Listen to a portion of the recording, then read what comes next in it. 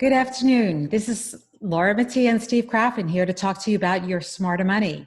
And today we want to talk about Medicare. Last week, 2.4 million Americans filed for unemployment, making the number 38 million Americans who filed since March. And although surveys suggest this number actually underrepresents the number of people who are truly unemployed, no number is available, at least that we can find, that shows how many of those individuals are 65 and older. And we know people that are 65 and older, if they've been let go from a job, they're going to have more difficulty finding another job. We also know that a lot of folks in the 65-year-olds bracket or approaching 65 are starting to rethink their values and what they want to do with their life. And we've been talking to a variety of them who have come to us and said, I think it's time to retire. I think that I need to start planning. And of course, one of their number one questions, other than, do I have enough money, is what about healthcare? What about health insurance? So first, let's talk about the people that are approaching 65. They're not 65 yet, so they don't qualify for Medicare, and they don't know exactly what they want to do. There's a couple of things that you could do. The first thing is you could apply for Cobra, which is an offering where you will have up to 18 months of insurance and health insurance. And it's pretty good insurance. It's fairly expensive because it's going to be the cost of what your plan administrator was paying plus an additional administration fee. 2%. So it can, I'm sorry? 2%. They can 2%. Only increase it by 2%, yes. Right, but it can be quite expensive, right, Steve? I mean, we've seen some folks with some very costly fees for the premiums on this insurance. Still, some of those group plans are very, very rich plans, so they're very, very costly. But I will say this, despite the cost, it could give you a bit of time, especially if you've been laid off suddenly, to make other decisions, longer term decisions regarding your health care costs and absolutely. How you get coverage. So it may be the prudent thing to do, at least temporarily, despite the potentially high cost. Yes, although I do want to mention that Cobra is great before you're 65. Once you turn 65, it gets a little bit more complicated. And so we need to talk about that aspect. Your other choices, of course, is you could go to talk about signing up for, and I actually think this is actually on the next slide, Steve. I passed over what we're going That's all right. It's okay. The second thing you could do is sign up for short-term insurance. And this is, they actually call it sometimes like health term. It's insurance that you can apply for. It's not Affordable Care Act insurance. It does not cover for pre-existing conditions. So it's not the greatest, but it's very flexible and you can get it very quickly. So it is a choice. So I want to mention that it may cover pre-existing conditions potentially if you've not had a gap in coverage. Be careful with that. Definitely exactly. Make sure it may or may not. Yeah, because we've had different kinds of experiences. And the last, of course, is you could go to the marketplace and get insurance. And if there's going to be significant time between now and when you turn 65, that actually might be the right answer. Yep. So there's a variety of things you could do there. But once you turn 65... I just want to mention real quick, Laura, that when we run a financial analysis for anyone, we always, we spend a lot of time trying to figure out what we should project for healthcare costs going forward. And there have been a lot of different estimates also regarding how much healthcare is going to cost for a person, argument's sake, 65 or a married couple 65 for the remainder of their life. And a number of large firms have done studies in this. I believe Fidelity and Vanguard both have. And the estimates I saw recently were between $250,000 to $275,000 per person in today's dollars. And that includes healthcare costs and premiums on health insurance, Medicare Part A, B, C, and D. But there's the problem a with lot that is of variables. That's an average. That's the problem. And it could be, I think they say 5 to 8% of the population actually spends almost 90% of the dollars that are spent on healthcare, because some people have underlying conditions that require a very, very expensive continuing care. And, so the problem is none of us know if we're going to be in that 5 to 8%. So Yeah. that's it. There's a big range. And so we've been spending a lot of time research and understanding the different levers that can create increased costs. And something like even Medicare premiums, people don't realize that there's a big range in what you could pay. So Medicare includes 4 parts. The first 2 parts, Part A and Part B, are part of the original Medicare insurance. Those were Part A was for hospitals. Just to cut it really short, we're not going to get into too much detail on that. And Part B is more the preventative care and seeing doctors and so forth. So those are the 2 primary. But what a lot of people don't realize is that although if they've worked 10 years of their life or their spouse has, they can get Medicare Part A for free. Medicare Part B is not free. And neither is C or D. So, and they vary very much depending upon a lot of things. They vary, particularly if you have a high income. So, for example, I was working with a doctor who was with a small firm who had to go on Medicare because his health insurance didn't qualify for being overridden. Basically, if you're working for a firm that has less than 20 employees, you are required to sign up for Medicare or you will pay penalties in the future. Anyway, his income was pretty high and it forced him to have to pay a very high premium for Part B and Part D. And he was essentially paying $20,000 a year in health insurance with Medicare. And he said, I had no idea. And unfortunately, a lot of people don't. And that's why we wanted to start to talk to people before they actually sign up for Medicare. First of all, to brace you and let you know that it may be different than what you anticipated. But secondly, to make sure that you don't fall into any of the traps that we see with Medicare. And this is a really big subject. We're probably going to do some more lengthy programs on Medicare. Right now, we're going to talk about just some of the highlights and some of the things that we want you to think about, whether you are working with us or whether you're not working with us, that you really should be aware of. But for our clients, for most of you who are watching, don't worry too much. We're here to help you with Medicare. We have expertise in this area. We have different software that can help us. And we also have specialists that we can go to if there's something really obscure that we need to see. And people that we vetted, by the way, that we know are experts and have enormous experience with Medicare in this particular area, a specialty. And by the way, I just wanted to mention real quickly, Laura brought up that great example of the doctor, but you can also have very high income just for 1 year and be forced to pay much higher Medicare premiums just for that year, by the way. And I just want to tie this into that video we did, I think it was last week, on how we do tax projections. And one of the things we do look at is what, if you are getting Medicare, what impact, for example, taking excessive capital gains in 1 year might have on your Medicare premiums for that year. Mm-hmm. Capital gains, investment income, any kind of unusual happenstance. But the first thing we want you to know is that if you are approaching 65, and we have a couple clients, in fact, that are approaching 65 this summer and even in the fall, if you're approaching 65 and you're not already taking Social Security, which I hope you're not, because we want it to grow and be a more robust benefit. But if you're not taking it, you're not going to be automatically enrolled in Medicare. And so you need to enroll specifically in Medicare. And the period that they give you is 3 months before your birthday month, and 3 months after your birthday.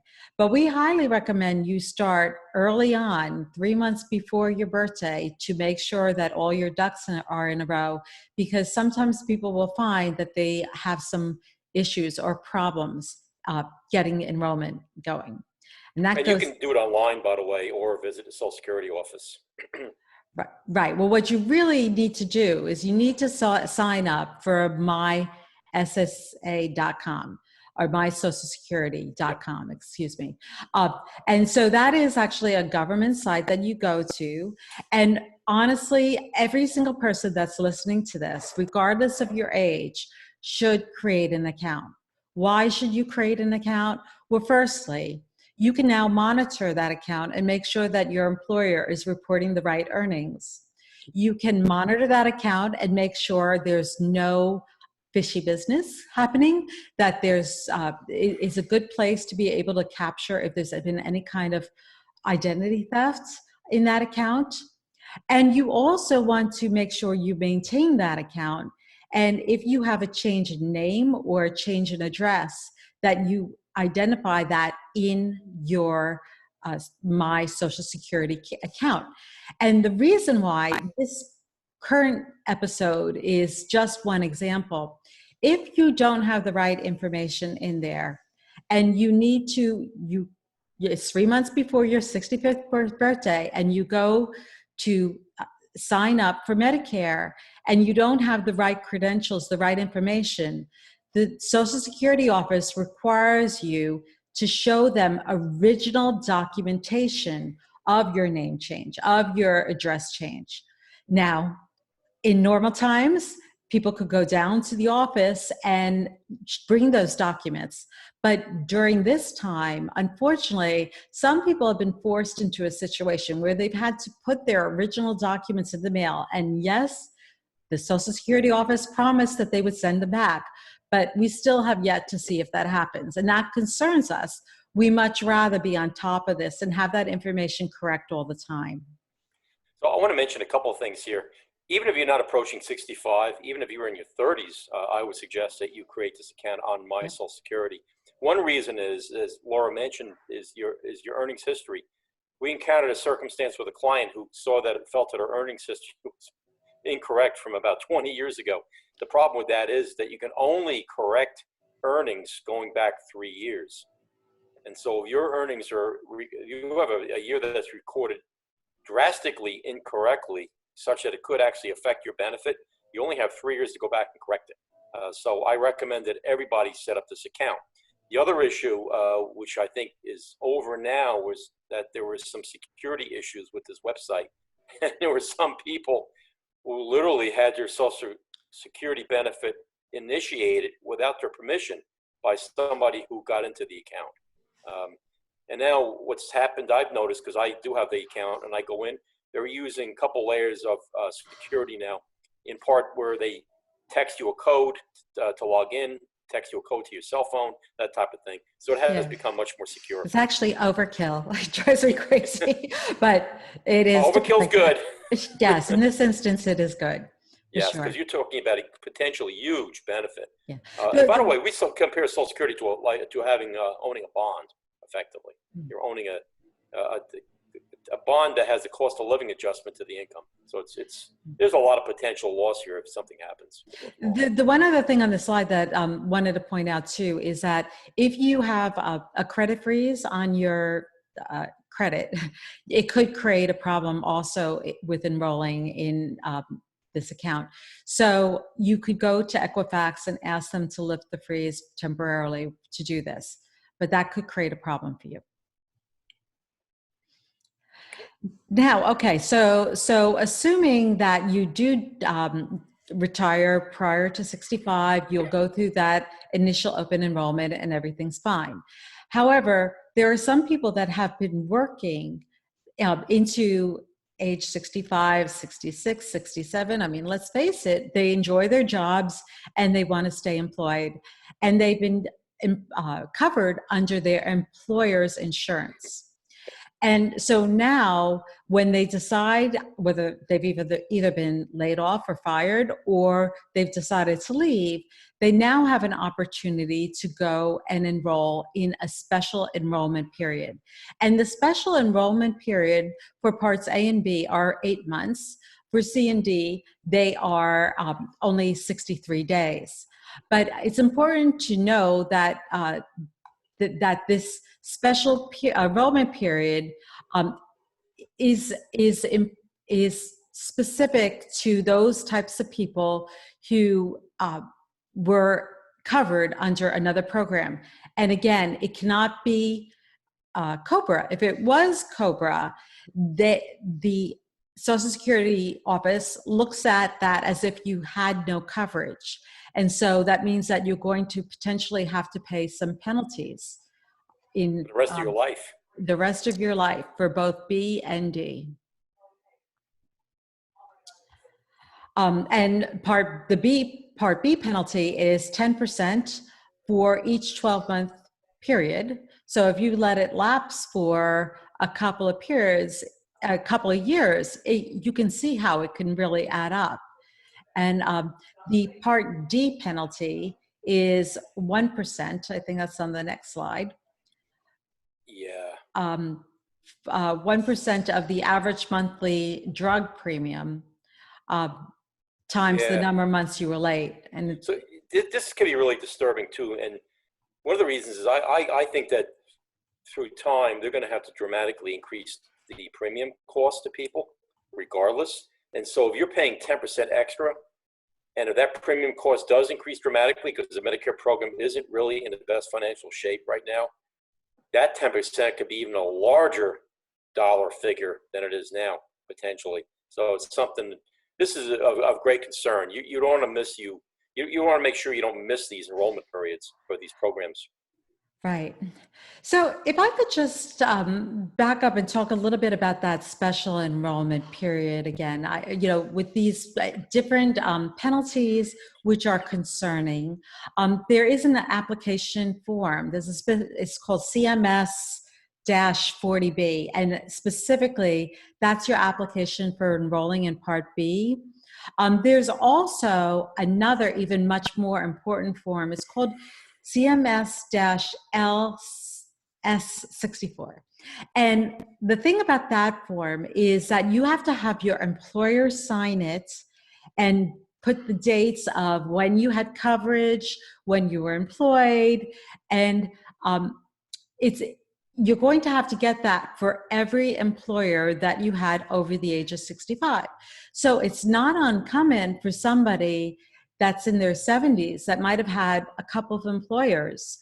Our recommendation is that anytime you leave an employer after the age of 65, that you bring that form with you and have your employer fill it out before you walk out the door. And you're going to have to look at the form and make sure that it was filled out accurately, because that is one of the reasons why some people are denied insurance with the special enrollment program, is because they didn't get the right information from their employer.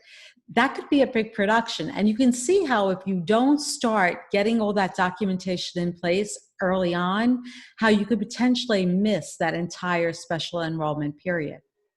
You know, Laura, that's an excellent point you just brought up. And I'm glad you memorized the names of those forms.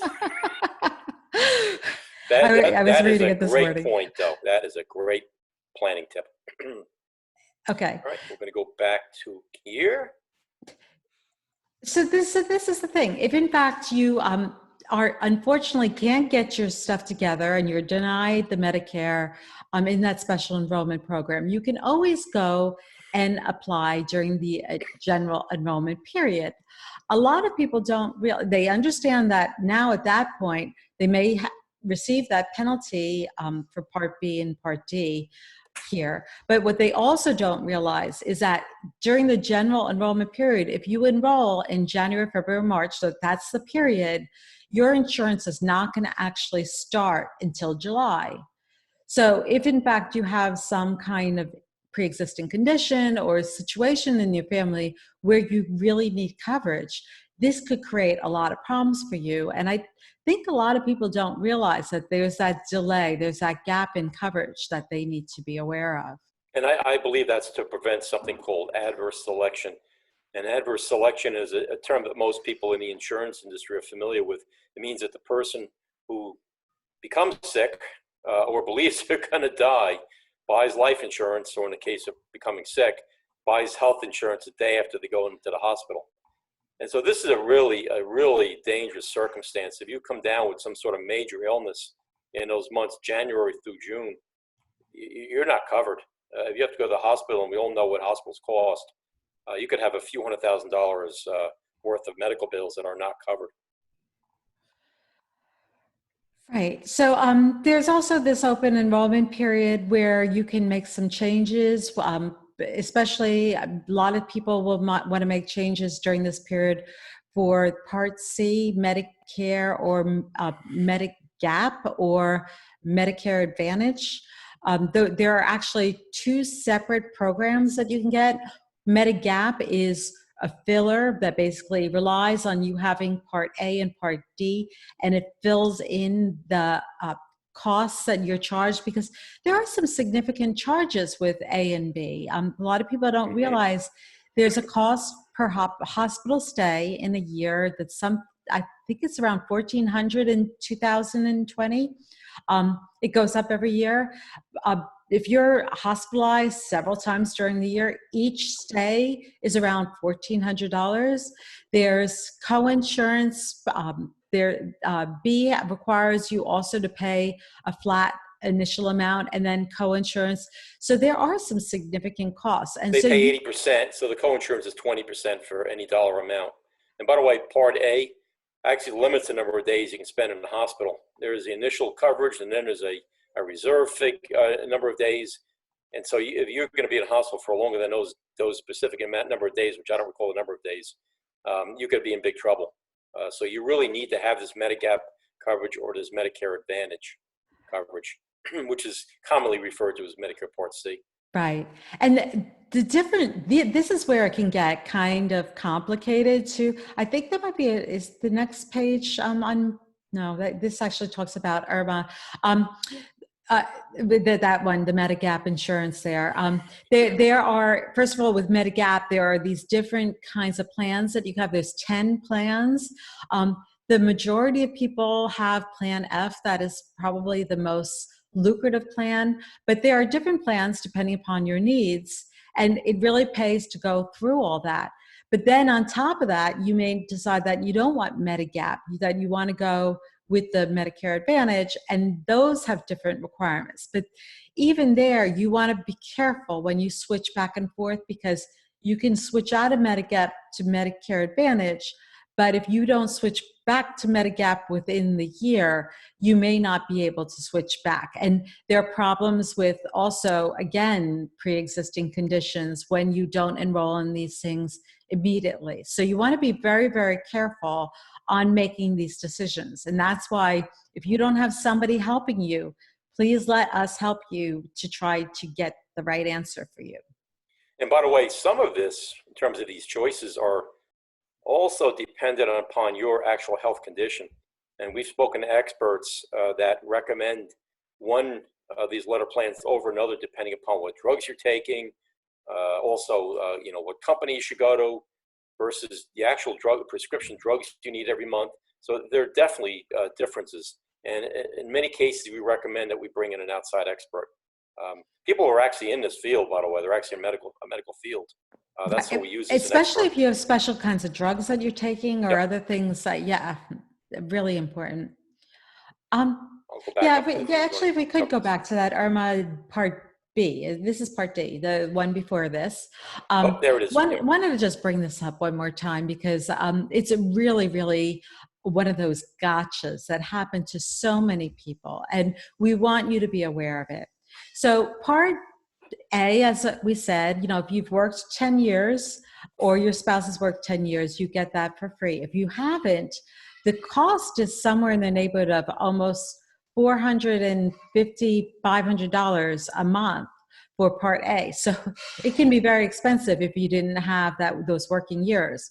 And but again, I just checked this up again to show Part D, so you would be adding another $76 a month for Part D at the maximum amount. Right, but Part B, so Part D is definitely, and that's the drugs, that is an incremental amount, which is of course painful, but the Part B is very, very painful, because you can see here the difference between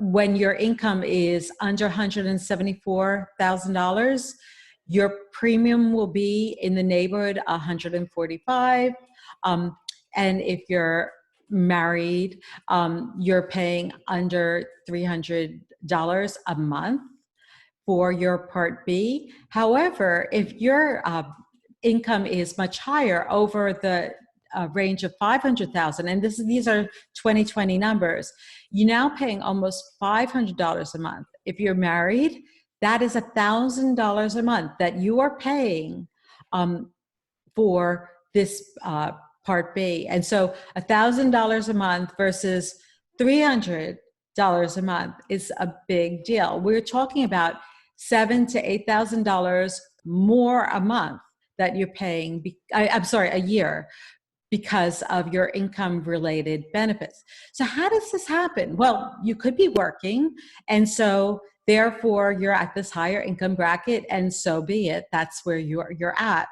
But what we also see is that some people don't realize they maybe sold an investment property, or they sold some stocks and they had high capital gains, which threw them into this very high income bracket.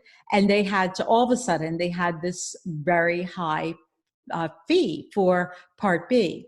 Well, if it was because of investable income, you're going to be forced to actually stay with that fee for the rest of the year. It's really just 1 year. If it's because you actually were employed and now you're no longer employed, in other words, there was a change of life events. You were employed, you were married, and now you're divorced. You were married and now you're widowed. Something has changed, a life event. Sometimes you can get out of that higher premium. So we can file that. One more nuance that's really important, and what people don't realize, is that, say, for example, that you were currently 63 years old in 2020, and you decide you're going to sell investment property, and you say, well, I don't care, this has nothing to do with my Medicare. Yes, it does. Because when you're 65 and you go to apply for your Medicare insurance, they're going to look back 2 years. 2 years, yep. And so they'll look back at your what your income was in this year, and they'll use that to determine where you are. So we're currently actually working with a couple people who are in that age bracket where they're in their early 60s, and we're trying to figure out when we're going to recognize income. We have some opportunity in terms of when they're going to leave their job, when they should take severance, when they should sell some of their company stocks, those types of things, so that hopefully we can avoid this. Those things they may not be able to get out of because those were not life-changing events. So it's important to figure out all that out and do some planning around Medicare before you turn 65. And by the way, if you have a lot of money in an IRA, when you hit 72 and you're required to make minimum distributions, you could be persistently in these higher brackets each year also. So there are some ways that we can possibly reduce how much you'll be withdrawing through your RMDs in a time period from when you retire up until age 72. We talked about some of that in our last video on taxes. So there are some planning techniques that we can use to hopefully reduce the possibility that you're hit by this IRMA. That's right. So I think, was there another slide there? I guess this was really just the recommendation slide. Yes. The last one. Yes. Which says, first of all, and we're talking to everybody. I don't care how old you are, you're watching this video. Every single person that's watching this video should go to mysocialsecurity.com and sign up for an account. So set up your accounts. When you are ready to start thinking about Medicare, you want to make sure that you are quick in your decisions and very proactive, where you have time to make corrections. If for some reason, when the Social Security office sends you a denial letter, oftentimes they don't give you a reason why. So now you have to research and find out why you've been denied. So you don't want to wait for the last minute. You want to be very, very proactive. You want to understand those triggers and penalties for Part B and Part D and make sure that you don't get triggered. I think that actually the majority of Americans don't fall into this trap. This trap is kind of unique, but if you do fall into it, it can be very painful for the rest of your life to have to pay those higher amounts. Yeah, and this has gotten more complex because in the past, most people signed up automatically for Medicare because they took Social Security at age 65, and a lot of people didn't work past 65. So a lot of these traps we discussed really are becoming something to be more concerned with now, because a lot of us are not retiring at 65, still have employer health plans, and are not collecting Social Security. In fact, I think my age, probably I'm the next group, 66 in 2 months when I can get full Social Security. And so I'm not going to be signing up for Social Security, obviously at 65. And so I do have to sign up for Medicare when I hit 65. And by the way, I want to mention that we have a detailed questionnaire that we can send you that helps you sort through some of these decisions. You should just contact us, and we'll have that questionnaire sent to you. It's not, doesn't provide you with all the answers, but it provides you with a pretty decent roadmap and a pretty good start regarding what decisions you should be making around Medicare. And we can walk you through that, because there are some trade-offs. Sometimes it's, you're taking the best case of a bad scenario, because, if you decide to, for example, accelerate some of your RMDs to earlier in the years before you don't have to take them, that might be the right answer, but it might cause some Medicare premium costs. So we can help you. It gets very, very detailed in terms of these trade-offs. It does. Even something like understanding the MAGI or MAGI thresholds. I'm not sure what the right way to pronounce that is. Everybody modified adjusted gross income, right? And for most people know what adjusted gross income is. It is on your tax return on your 1040, where they take your gross income and subtract out some of the above the line adjustments to get to that adjusted gross income. The modified adjusted gross income is a calculation that has some additional things added back in. And the reason why we don't define that for you here is there's actually 7 different ways of calculating the modified adjusted gross income to make you qualify for 7 different types of benefits within the tax structure. It can get very complicated. So the modified adjusted gross income is not always the same for each types of thing, but it does incorporate, for example, the tax-free interest that we get on municipal bonds. It brings it back in. So we have to do that analysis to make sure that we're not throwing you into a bad situation, and always looking for opportunities to see if we can help you minimize that adjusted gross income. So where can we actually take your overall income and find places to reduce it through above the line deductions that the tax code allows you to take. That's correct. Yep. And I guess just the last thing is just, we want to help you be proactive. This is not something that you just wait to happen and okay, we need to be proactive, and we need to make sure that we set it up so that it happens the way we want to set it up. Steve, can you go back to that slide? Sure. Because maintaining that account, making sure that it's always accurate, requesting from your employer that one form, anytime you leave an employer after the age of 65, so that you have that documentation ready for you. You're not going up trying to contact employers who are no longer in business, to get that information from.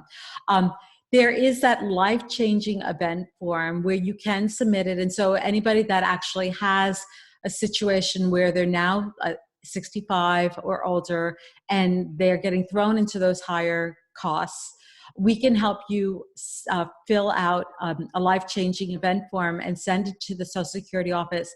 And if something like that has occurred, a divorce or a death or something like that's happened, chances are you will have that benefit reinstated for yourself. And also the request for reconsideration. If, for example, you think that they've done something incorrectly, we can submit that as well. So So there I are want things to to be mention, done. that any decisions you make, by the way, we should consider in light of your entire circumstance. And you know that when we run your analysis, we look at your entire circumstance, not just isolated pieces of it. And these the things we do regarding Medicare and covering your health costs and so forth, we want to look at that in combination of your entire circumstance. Yes. So I definitely, as always, get us involved. So the more we understand what's going on in your life, the more we can help you and help you be the most successful you could be based on the circumstances. So as always, we want to thank you for your continued involvement with us. We really enjoy working with all of you. We hope that everybody is doing well, and we look forward to seeing you again in person one of these days, hopefully soon. Thank you. And I just want to mention one other thing, Laura, and if you're not a client and you're watching this video, feel free to contact Laura and I, and perhaps we could have a conversation, maybe quickly over the phone, and perhaps even a more detailed conversation remotely, or using Zoom or some sort of virtual technology. If you're considering hiring us, as many people have. Yes. So thank you again. Have a great day.